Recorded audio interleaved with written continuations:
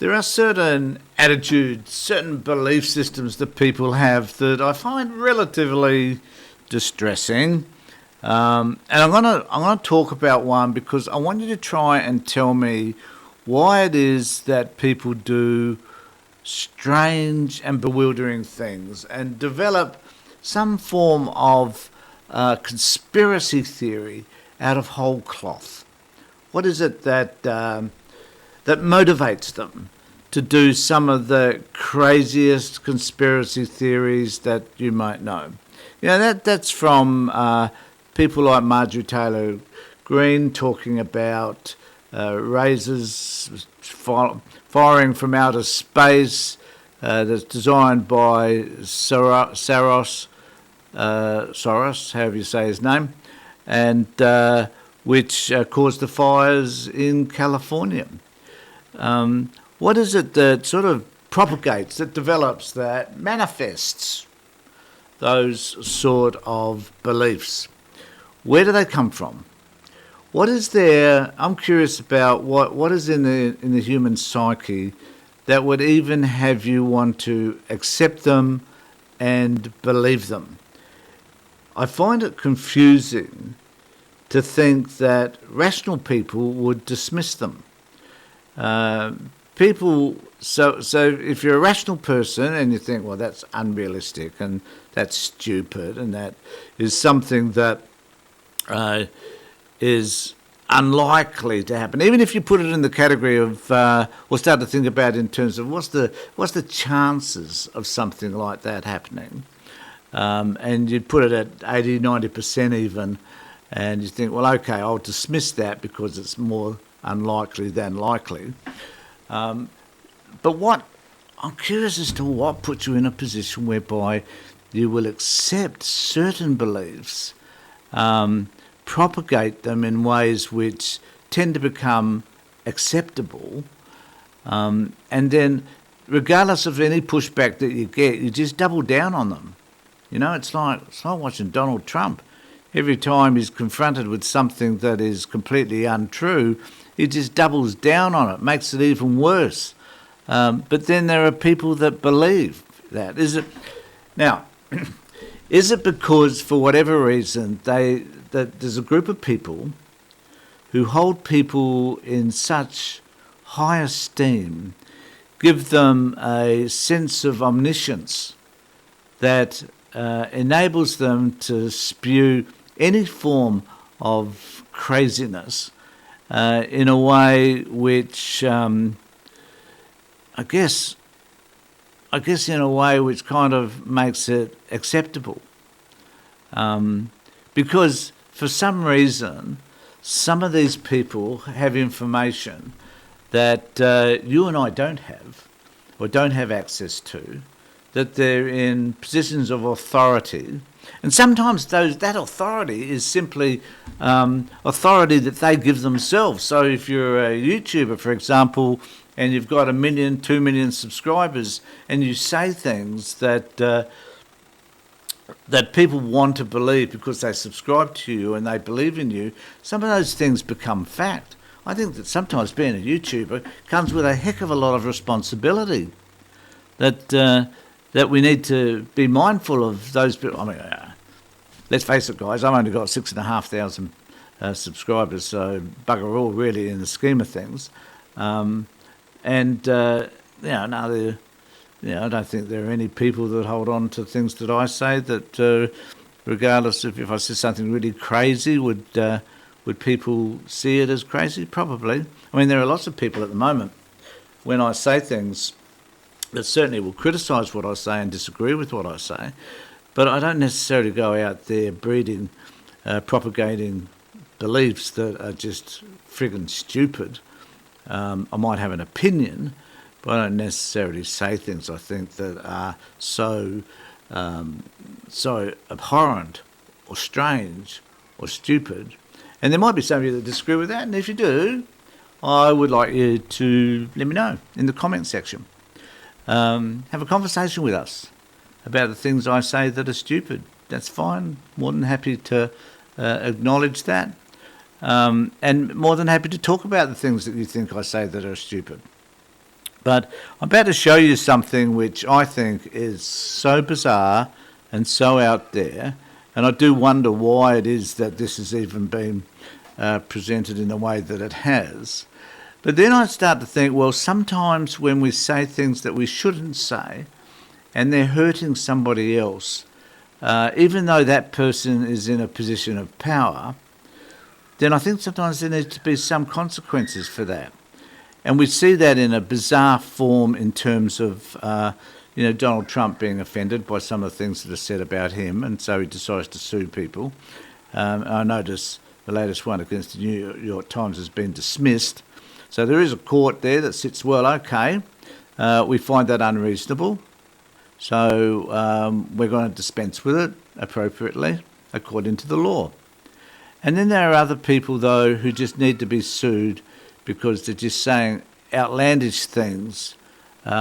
So you've got, I guess on one hand, you've got Trump saying that these are all outlandish things that are being said about him, and therefore he's going to sue them because he thinks he thinks he can get away with it, and it's applying pressure on the organisations concerned. And in that case, it was in relation to his birthday card to Jeffrey Epstein. So, and clearly, that card, that birthday piece did exist, and obviously the court think that, looking for $15 billion was unrealistic and stupid. So, but we do have this one, which is Macron's to submit scientific evidence to the US court to prove Bridget, that his wife, who's 24 years older than he, was not born a man. And the reason why this allegation is here, because the right-wing influencer Candice Owens, who's just, I think, take it for what it's worth, who I think is just a crazy woman, is trying to defame him and in order to boost her media profile. Now, I do need to say that the simple fact that Macron's wife, Bridget, is going to sue Owens for this does raise Candice Owens' profile. So, and here we are talking about it, and here it is in The Guardian. So clearly it's an issue that needs to be talked about. But I want to talk about it in terms of why is it that someone would even bother to do this? What is in it for them? And I think the interesting thing is that Candice Owens has actually doubled down on all of this. So the French President Emmanuel Macron and his wife plan to present scientific evidence. Why does a woman of 72 or whatever she is, who has had a number of children from previous marriage, incidentally, but she has had, and I think that comes out, and I'll probably read that to you in a moment, but she's proved that she can have children, which I guess for some, that must mean that she's a woman. Or is it true now that if you're a male, that you can also have children? So maybe Bridget now has to go off and prove that these children that she declares are hers were actually born by her.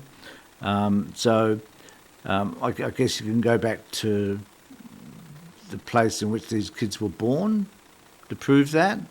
But then, who's to say that the children weren't adopted at some level or taken from the hospital, maybe? So you can see how a conspiracy theory can develop into other stuff to justify whatever it is that they're declaring. The couple filed the suit in July against Candice Owens, a right-wing influencer, and her business. And I hope they bankrupt her. That would be great. Alleging continuing defamation attacks against him in order to boost the profile of her media platform, gain more audience, and make more money. And that's a really important issue, I think, is that if I came out and said, and I'm not an influencer, never professed to be so, I'm just just an old fart who sits here talking into a camera and posting what I say, basically. That's it. Nothing terribly exciting about any of that. But if I was to be focused on the money and just wanted to get my name out there, and I did have an audience, I need a reasonable audience. But you probably don't even need a significant audience, maybe. Maybe if you just wanted to boost your subscriptions, more subscriptions you have, more people tend to watch you. I could produce a video that has 100,000, 200,000 views, from which I probably would earn some money. You have to have a lot of views to earn any money on YouTube. But, and then there might be some people who agree with you and that they subscribe, so your subscriptions grow substantially. More subscriptions, more money. You don't get paid for subscriptions, but it certainly means you're getting to more people. So maybe if I was to do that, then that could bring about a reasonable income, maybe. Which reminds me, while I'm remembering that, please subscribe to my channel, ring the bell for further notifications. And remember, it doesn't cost you anything. Please do that. Good reminder. So maybe that's what Candice is doing. And now there's this publicity about her on in The Guardian and elsewhere, that her name... So you may not have known who Candice Owens was. I knew of her because of her outlandish posts in the past, but I spent a lot of time on the internet, probably too much time now that I think about it. But I knew who she was. But a lot of people didn't, perhaps. But now they do.